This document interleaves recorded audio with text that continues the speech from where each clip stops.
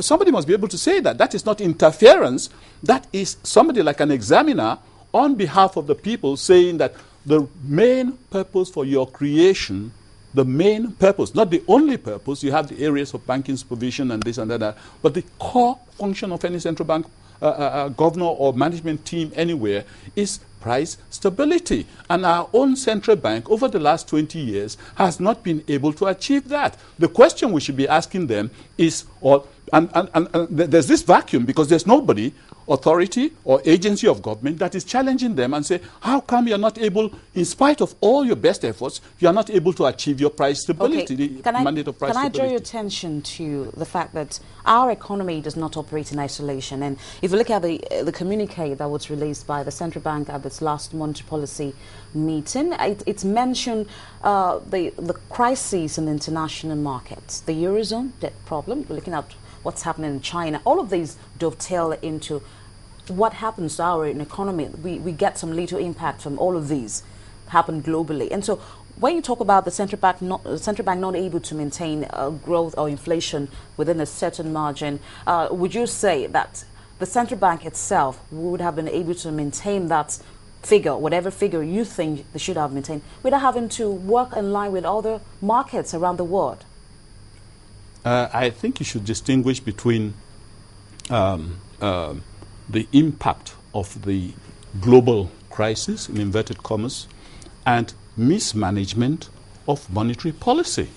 You know, the other places that you are talking about, in spite of the crisis that you say they have, they're still able to maintain inflation at 2-3%. They still manage to have a lot of more of their people being employed. They still manage to have an economy that is responsive to the packages. For example, you know, the General Motors and other companies like that in the automotive industry that almost collapsed before the bailouts from the approved by the National Assembly. But you cannot point to that kind of example within the Nigerian firmament. You find a situation where for 20 or 30 years, central bank has battled with the issue of price stability, much in contrast to the countries we are referring to who had managed to maintain inflation at 2% and consequently are able to maintain a currency, a maximum currency unit of the £100 pound or $100, the case may be. It is because of the failure, okay, in the area of achieving price stability that necessitates higher and higher denomination notes. So if you want to be an eagle, you don't act like a dove, or you start comparing yourself with a dove. We have a situation, a crisis on our hands, a crisis for the past 30 years of mismanagement of monetary policy. And that is why I'm worried that the National Assembly are just talking of we don't want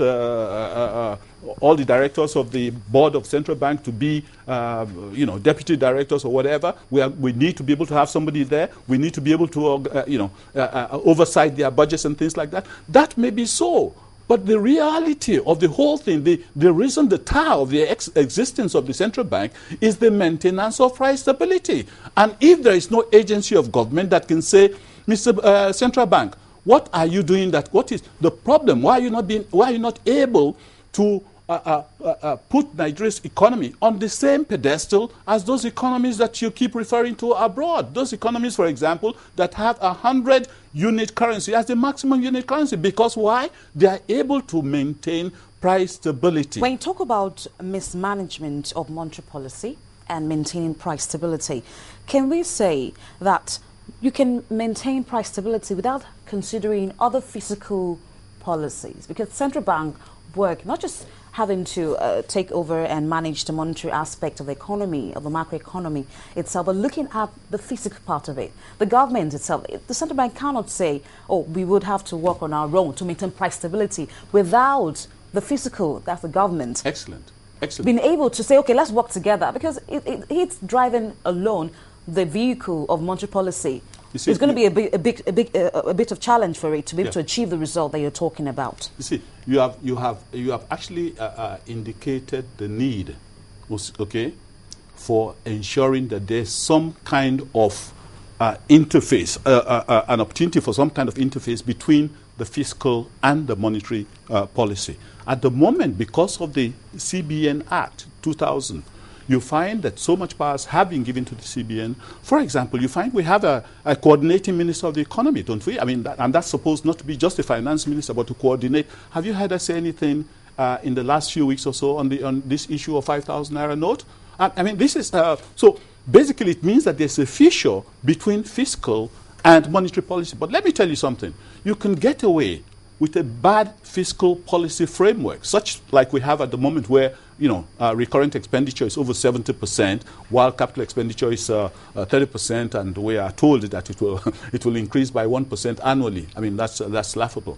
You know, a situation of that nature where you have, how would I say, a faulty monetary fiscal framework may still be able to carry the country along, because after all, you spend money and you create demand, you know, okay? But on the monetary side, a failure in the management of monetary policy is poverty. And that's exactly what we're having. And would you say failure because of this 5,000 naira note? No, the 5,000 naira note is the result of the failure of monetary policy, the inability, just like countries abroad, where you have 100 unit as the highest currency. Those countries, when you look, those countries all maintain inflation at 1-2%, and the cost of borrowing is less than 10%, such that industries can grow, employment can increase. But if you don't, you can never achieve this, the expectations of improved social welfare, or indeed of industrial consolidation, so long as these indices are not tamed. Do you think it would be appropriate to compare our economy with that of the US or any other developed economy like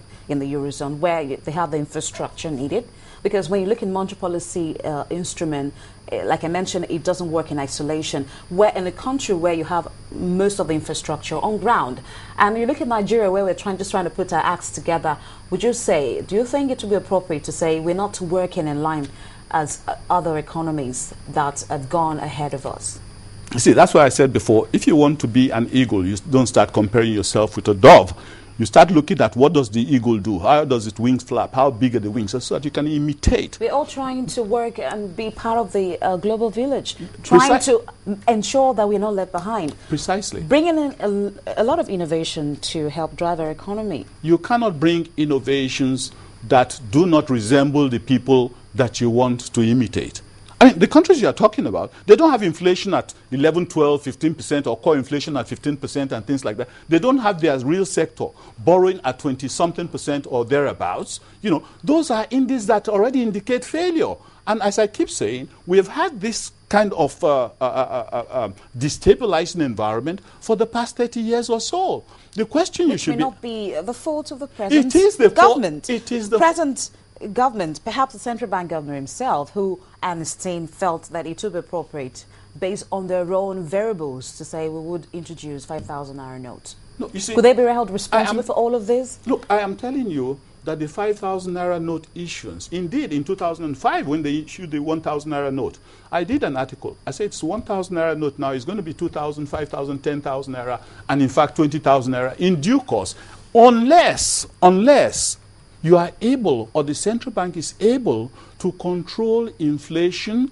and bring it to minimal level or 2%, and to create a situation where interest rate to the real sector comes down to 4-5%, so that there's no selective bailout syndrome that we have at the moment. Okay. The central bank itself is responsible for this. A lot of people don't understand the significance of monetary policy management.